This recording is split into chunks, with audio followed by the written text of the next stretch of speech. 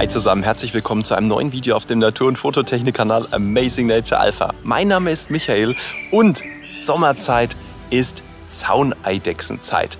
Diese kleinen giftgrünen oder grasgrünen, putzigen Monster aus unserem Garten lassen sich perfekt fotografieren, wenn ihr ältere Gärten habt mit Steinaufbauten. Und wenn ihr das nicht habt, dann geht mal an Friedhofsmauern ran, an Bereiche mit losen, großen Steinen, denn die Schlupfwinkel in den Steinen nutzen die Eidechsen nämlich als Schutzort. Und ich habe hier schon eine kleine für euch. Vielleicht seht ihr sie schon. Da sitzt sie. Da hinten. Ja, und die ist natürlich nicht komplett bescheuert und hat uns längst entdeckt, aber wenn wir uns vorsichtig bewegen, haben wir eine sehr gute Chance, dieses wunderbare Reptil zu fotografieren. Die in Mitteleuropa heimische Zauneidechse ist nach dem Bundesnaturschutzgesetz streng geschützt, da ihr Bestand als gefährdet eingestuft wird. In der Schweiz, Österreich und Deutschland steht sie zudem auf der roten Liste. Das macht sie zu unserem Newsletter-Tier des Monats. Abonniere unsere Newsletter kostenlos auf unserer Webseite, um wertvolle Informationen rund um unseren Kanal, aber auch über die verschiedensten Tiere zu erhalten. Zauneidechsen besiedeln Magerbiotope. Man findet sie wie hier zum Beispiel in Wildgärten, aber auch an Kiesgruben, Steinbrüchen, Bahndämmen oder an trockenen Waldrändern.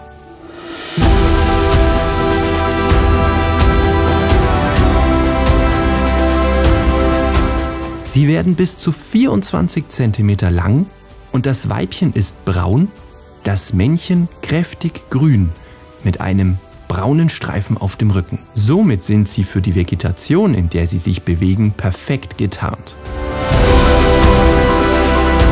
Sie jagen Insekten, die sich genau wie sie auf den warmen Steinen niederlassen, um sich aufzuwärmen.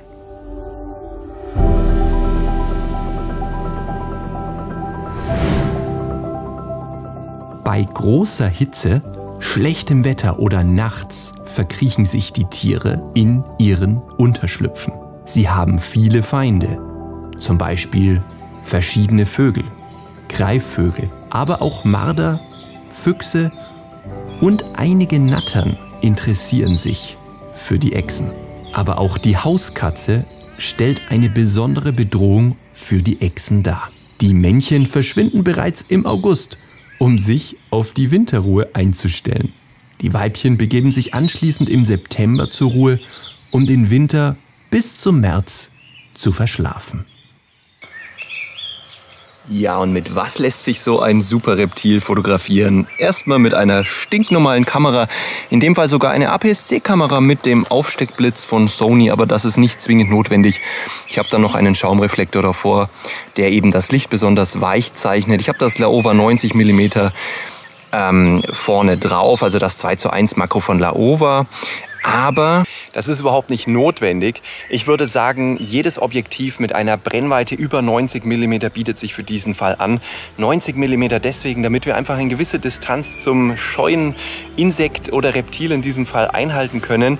Und ich würde sagen, die Eidechse ist ziemlich groß. Das heißt, ihr braucht kein Makroobjektiv. Ich habe jetzt hier halt ein Makro drauf, aber ich muss es nicht auf Makro stellen. Ich bleibe halt einfach weiter weg. Man kann natürlich auch Makros vom Auge machen oder so, wenn man sich schön langsam rantraut. Aber das ist mehr optional. Eigentlich reicht euch ein stinknormales Objektiv, ich sag mal ab 70 mm aufwärts, damit wir die 24-70 auch noch mit drin haben in der Reihe. Und je weniger Brennweite ihr habt, desto näher müsst ihr ran, desto höher ist die Wahrscheinlichkeit, dass das Reptil abhaut. Das ist natürlich auch klar. Aber ich sag mal, jedes Zoom-Objektiv, 70-200, 100-400, 200-600, eignet sich alles perfekt dafür. Da seht ihr schon, ich komme jetzt mit der ZV1 50 cm ran, also schaffen wir das natürlich mit jeder anderen Kamera auch. Und wenn ihr dann noch ein bisschen mehr Brennweite habt, ist das ein willkommenes Anfängermotiv, um einfach mal im Garten irgendein schönes Reptil zu fotografieren.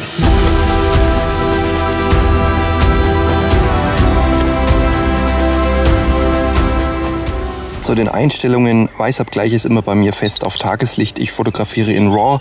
Ich habe hier eine 160 eingestellt, weil das die längste Blitz-Synchro-Zeit ist, die die A6600 hier leistet. Ich habe eine Blende 8 am Objektiv einjustiert, das seht ihr hier. Ja, und ich habe hier eine ISO 200. Die ISO steht bei mir aber auf automatisch. Das heißt, sie richtet sich einfach nach dem Mittelwert der Helligkeit und somit nach dem Messmodus.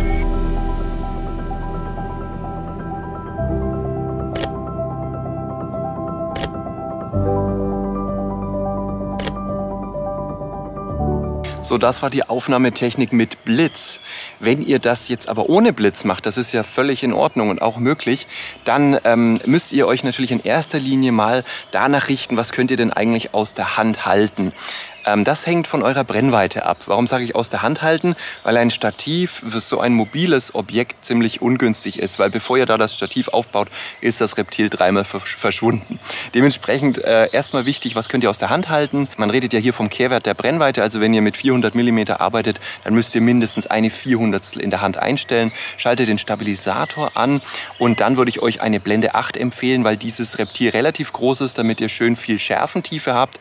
Und dann würde ich euch empfehlen, die ISO auf automatisch zu stellen, damit ihr euch dann um die eigentliche Helligkeit nicht mehr kümmern müsst. Dabei dürft ihr aber eines auf keinen Fall vergessen, nämlich die Fokuslupe. Wenn ihr ein Objektiv habt, das manuell fokussiert, für diesen Fall rate ich euch tatsächlich zu einem Objektiv mit Autofokus. Aber ich habe jetzt nur das Laowa hier drauf gehabt und dann geht es auch ohne.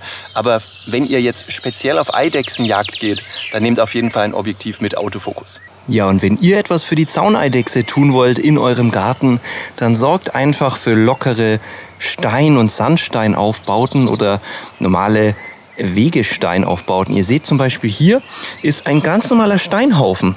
Und man würde jetzt gar nicht vermuten, dass sich dort die Zauneidechse wohlfühlt. Aber wie ihr sehen könnt, seht ihr hier ein Weibchen sitzen und die fühlt sich hier total pudelwohl.